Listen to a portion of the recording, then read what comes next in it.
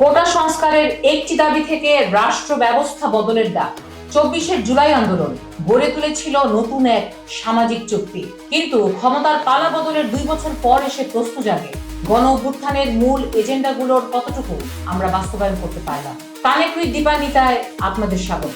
সঙ্গে আছে আমি দীপ এবং আমার সঙ্গে আছেন সিনিয়র সাংবাদিক আফজাল হোসেন।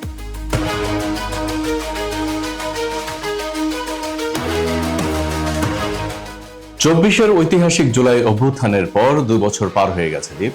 অভ্যুত্থানের মধ্য দিয়ে আওয়ামী লীগের পতন হলেও প্রাতিষ্ঠানিক সংস্কার, বৈষম্য দূরীকরণ আর ন্যায় বিচারের দাবিগুলো আজও কতটুকু সফল, এই প্রশ্নটা কিন্তু রয়েই যাচ্ছে।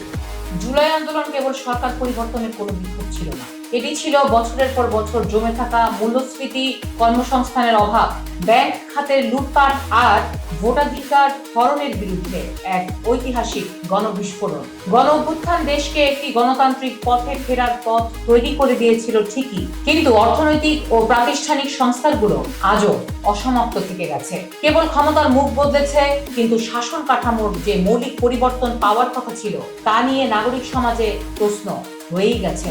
অর্থনীতির দিকে তাকাও দীপ, তাহলে দেখতে পাবে উচ্চ মূল্যস্ফীতি এবং কর্মসংস্থানের সংকট নিম্ন মধ্যবিত্তদের জীবনকে কাবু করে রেখেছে। শুধুমাত্র জিডিপি প্রবৃদ্ধি কিংবা রেমিটেন্স দিয়ে উন্নয়ন মাপা সম্ভব নয়, যতক্ষণ না পর্যন্ত তরুণরা চাকরি পাচ্ছে।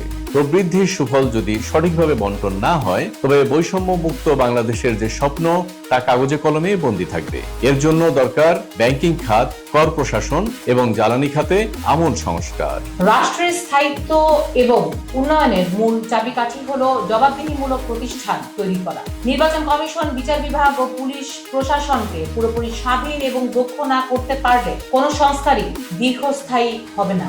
আন্দোলন কোনো নির্দিষ্ট দল বা গোষ্ঠীর ছিল না, কৃষক, শ্রমিক, শিক্ষার্থী, নারীদের সর্বাত্মক অংশগ্রহণ ছিল এর প্রাণ। তাই ভবিষ্যৎ রাজনীতিকে সংঘাতময় পথ ছেড়ে গণতান্ত্রিক চর্চায় বিশ্বাস ফেরানোই এখন সবচেয়ে বড় চ্যালেঞ্জ।